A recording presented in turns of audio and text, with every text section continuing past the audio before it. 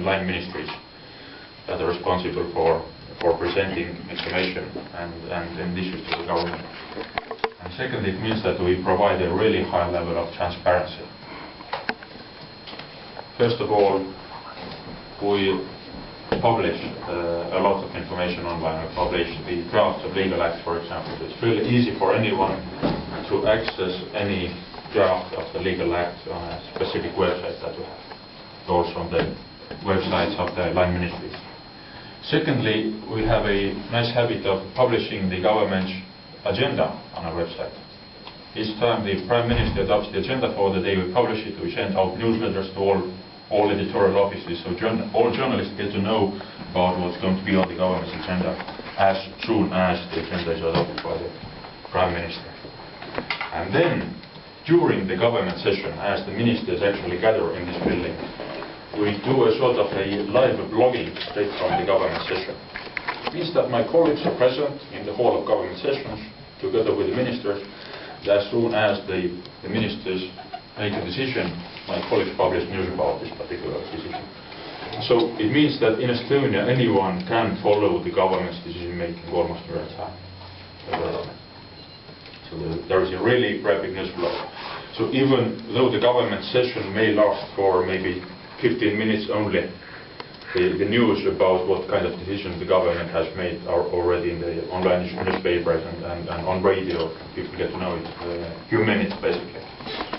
And then after each government session there is a press conference in this room, which means that the journalists have a weekly chance to have a fairly informal chat with the Prime Minister. So in Estonia, the Prime Minister and other ministers are, I would say, extremely accessible.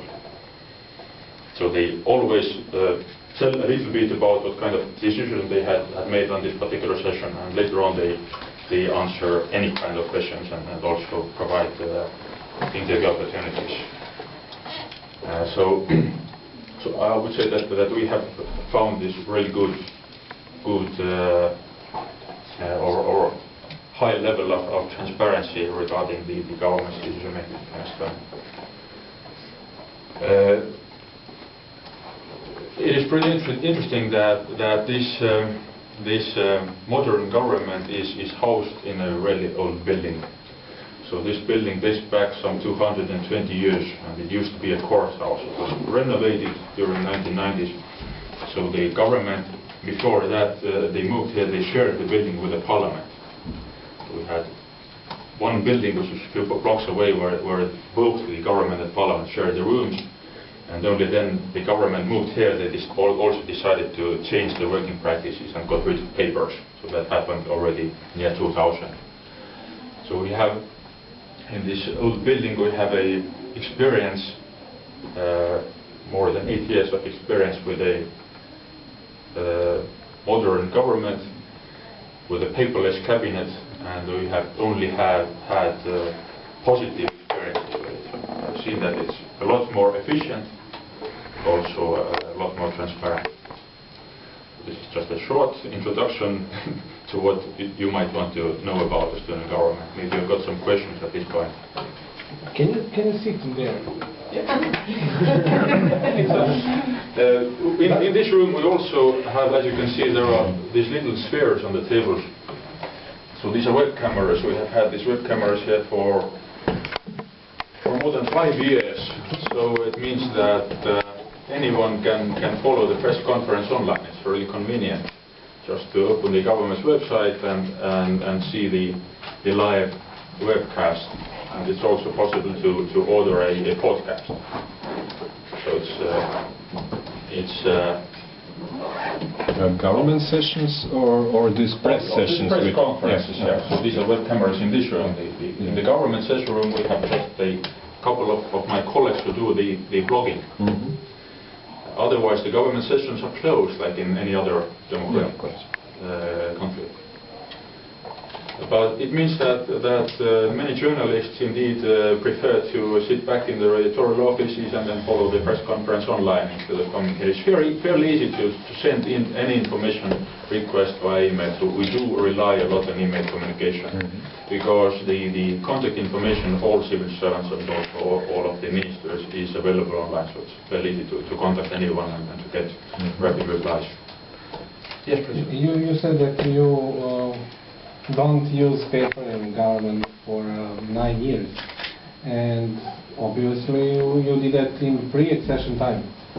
And is that you did it with your own money, or that was project from some funds of the EU? First of all, I think it's really important that Estonia was at that time in the year 2000 on a sort of a highway of producing new legislation like any other pre-accession country was. So it was indeed, it was 10 years ago, it was a mess sometimes for the government to have like this kind of piles of paper on their tables, and the government session sometimes lasted for the whole day because ministers had to sort of dig through all these loads of papers just to adopt the key. And when the government adopted this new tool, a fairly simple web-based database that just supports the exchange, real-time exchange of information, it meant that the time needed for this formal decision-making rapidly reduced. So as I pointed out, 10 years ago, maybe sometimes the session lasted for the whole day. And since the year 2000, the government sessions have lasted maybe some 30 minutes or an hour, sometimes a little bit more, depending on how many issues the government has to decide on this particular week, on this particular session.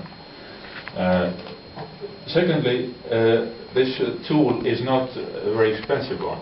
So basically, what happened was that the Prime Minister at that time said that I would like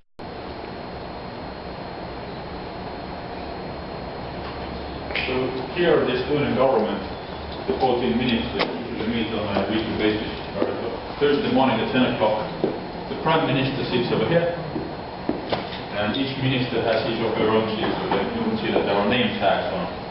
When ministers meet here, they just log on to the computers, access a very simple web-based database. They can browse through all the documents that are prepared for the decision making, for this important decision making.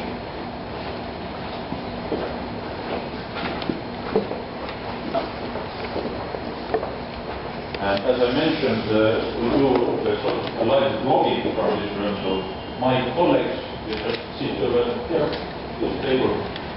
They publish news about each government's decision online. So the government's website, they also send out newsletters via email to hundreds of journalists about all this what's going on in this world.